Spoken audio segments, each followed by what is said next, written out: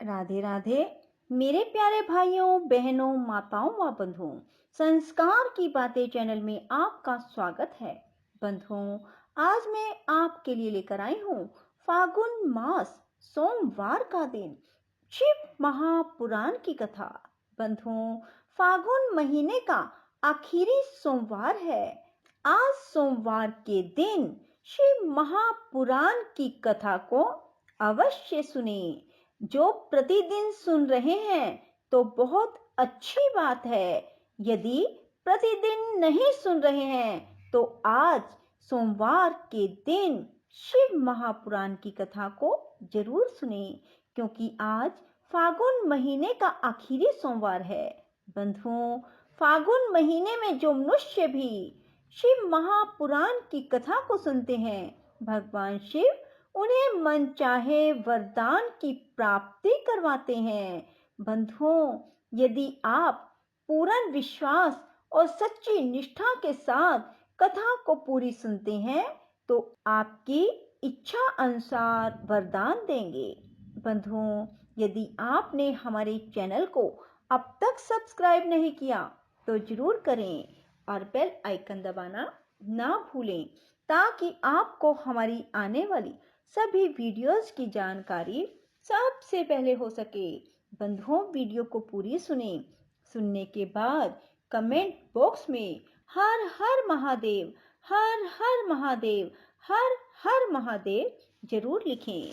बोलो शिव शंकर भोलेनाथ की जय। ब्रह्मा जी कहते हैं, मुनीश्वर, इस बीच में वहां दक्ष तथा देवता आदि के सुनते हुए आकाशवाणी ने यह यथार्थ बात कही। रे दुराचारी दक्ष, ओ दंभाचार परायण महामूढ़, यह तूने कैसा अनर्थकारी काम कर डाला। ओ मूर्ख, शिव भगत राज दधीच के कथन को भी तूने प्रमाणिक नहीं माना, जो तेरे लिए सब प्रकार से आनंददायक और मंगलकारी था। वे ब्राह्मण देवता तुझे दुस्सह शाप देकर तेरी यज्ञशाला से निकल गए, तो भी तुझ मूढ़ ने अपने मन में कुछ भी नहीं समझा। उसके बाद तेरे घर में मंगलमयी सती देवी स्वतः पधारी, जो तेरी अपनी ही पुत्री थी, किंतु तूने उसका भी परम आदर नहीं किया। ऐसा क्यों हुआ? ज्ञान दुर्बल दक्ष, तूने सती और महादेव जी की पूजा नहीं की। यह क्या किया? मैं ब्रह्मा जी का बेटा हूँ, ऐसा समझकर तू व्यर्थ ही घमंड से भरा रहता है और इसीलिए तुझ पर मोह छा गया है। वे सती देवी ही सत्पुरुषों की आराध्या देवी है अथवा सदा आराधना करने के योग्य है। वे समस्त पुण्यों का फल देने वाली, तीनों लोकों की माता, कल्याण स्वरूपा और भगवान शंकर के आधे अंग में निवास करने वाली हैं। वे सती देवी ही पूजित होने पर सदा संपूर्ण सौभाग्य प्रदान करने वाली हैं। वे ही महेश्वर की शक्ति हैं और अपने भक्तों को सब प्रकार के मंगल देती हैं। वे सती देवी ही पूजित होने पर सदा संसार का भय दूर करती हैं, मनोवांछित फल देती हैं। वे ही समस्त उपद्रवों को नष्ट करने वाली देवी हैं। भगवान शिव ही सबके स्वामी और प्राक्पर परमेश्वर हैं।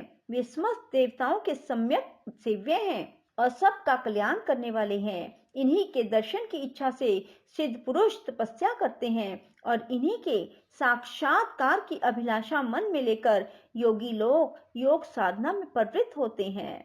वे भगवान शिव संपूर्ण जगत के पिता हैं और शक्ति स्वरूपा सती देवी जगत की माता। मूर्दक्ष, तूने उन माता पिता का सत्कार नहीं किया, फिर तेरा कल्याण कैसे होगा?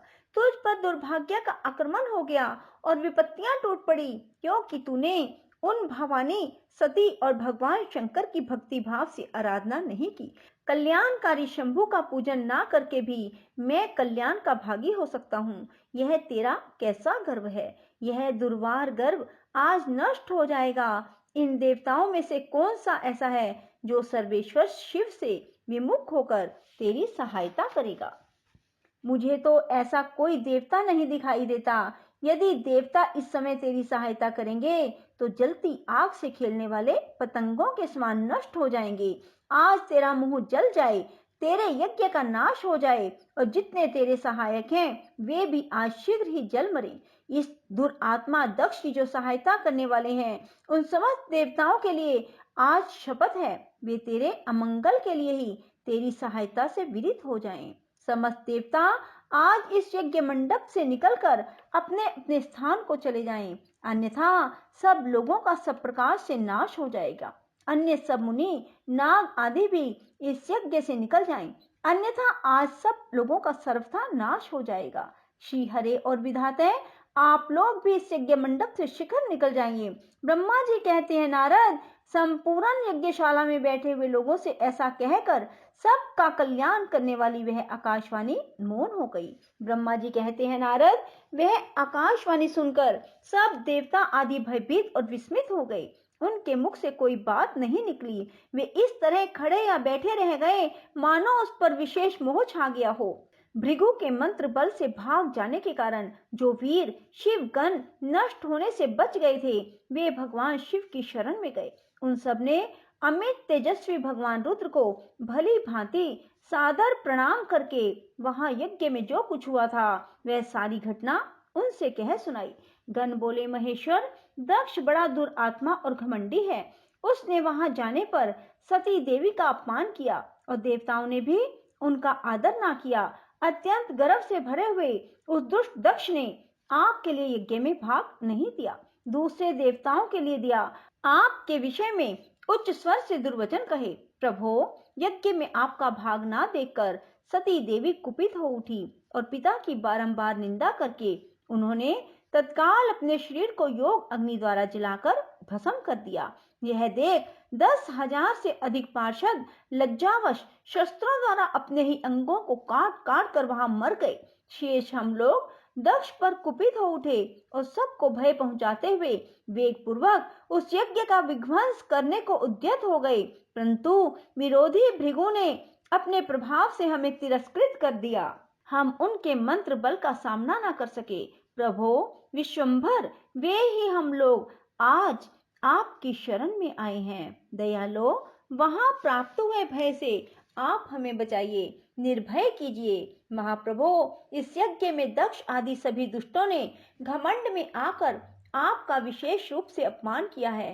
कल्याणकारी शिव, इस प्रकार हमने अपना सती देवी का और मूढ़ बुद्धि वाले दक्ष आदि का भी सारा वृत्तांत कह सुनाया। अब आपकी जैसी इच्छा हो वैसा करें। ब्रह्मा जी कहते हैं, नारद, अपने पार्षदों की यह बात सुनकर भगवान शिव ने वहां की सारी घटना जानने के लिए शीघ्र ही तुम्हारा स्मरण किया। देव ऋषि, तुम दिव्य दृष्टि से संपन्न हो, अतः भगवान के स्मरण करने पर तुम तुरंत वहां आ पहुंचे और शंकर जी को भक्ति पूर्वक प्रणाम करके खड़े हो गए। स्वामी शिव ने तुम्हारी प्रशंसा करके तुमसे दक्ष यज्ञ में गई हुई सती का समाचार तथा दूसरी घटनाओं को पूछा। तात शंभु के पूछने पर शिव में मन लगाए रखने वाले तुमने शीघ्र ही यह सारा वृतांत कह सुनाया जो दक्ष यज्ञ में घटित हुआ था। मुने, तुम्हारे मुख से निकली हुई बात सुनकर उस समय महान रुद्र पराक्रम से संपन्न सर्वेश्वर रुद्र ने तुरंत ही भारी क्रोध प्रकट किया।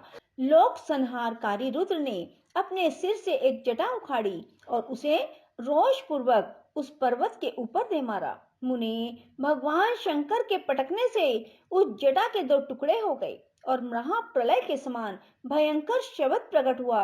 देव ऋषि, उस जटा के पूर्व भाग से महाभयंकर महाबली वीरभद्र प्रकट हुए जो समस्त शिवगणों के अगुआ हैं। वे भूमंडल को सब ओर से व्याप्त करके उससे भी 10 अंगुल अधिक होकर खड़े हुए।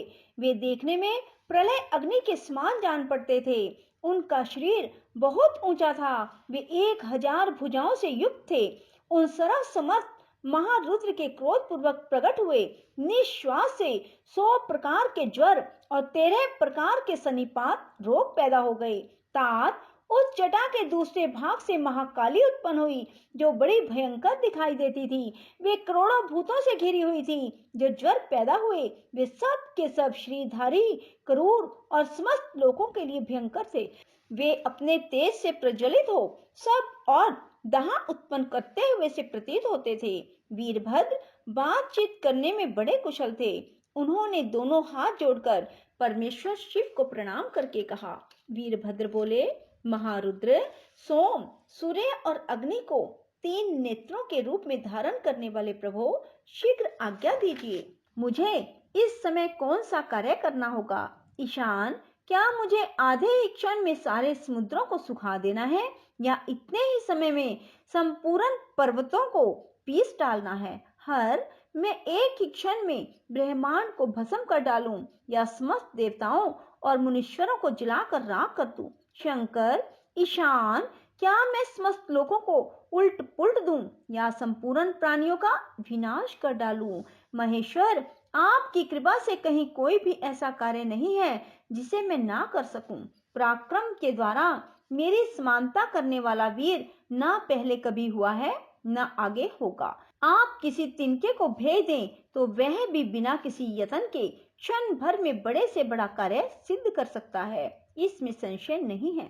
शंभो, यद्यपि आपकी लीला मात्र से सारे कार्य सिद्ध हो जाता है, तथापि जो मुझे भेजा जा रहा है यह मुझ पर आपका अनुग्रह है। शंभो, मुझ में भी जो ऐसी भक्ति है वह आपकी कृपा से प्राप्त हुई है। शंकर, आपकी कृपा के बिना किसी में भी कोई शक्ति नहीं हो सकती। वास्तव में आपकी आज्ञा के बिना कोई तिनके आदि को भी हिलाने में समर्थ नहीं है, यह निसंदेह कहा जा सकता है। महादेव, मैं आपके चरणों में बारंबार प्रणाम करता हूँ। हर, आप अपने अभिष्ट कार्य की सिद्धि के लिए आज मुझे शीघ्र भेजिए। शंभो, मेरे दाहिने अंग बारंबार फड़क रहे हैं, इससे सूचित होता है कि मेरी विजय अवश्य होगी। हे प्रभु, मुझे भेजिए। शंकर, आज मुझे कोई अभूतपूर्व एवं विशेष हर्ष तथा उत्साह का अनुभव हो रहा है। मेरा चित्त आपके चरण कमलों में लगा हुआ है, अतः पग पग पर मेरे लिए शुभ परिणाम का विस्तार होगा। शंभो, आप शुभ के आधार हैं। जिसकी आप में सुदृढ़ भक्ति है उसी को सदा विजय प्राप्त होती है और उसी का दिनों दिन शुभ होता है। बोलो शिव शंकर भोलेनाथ की जय हो। राधे राधे, जय श्री कृष्णा। बंधुओं, यदि आपको हमारी वीडियो पसंद आए तो इसे लाइक करें और शेयर भी जरूर करें। धन्यवाद।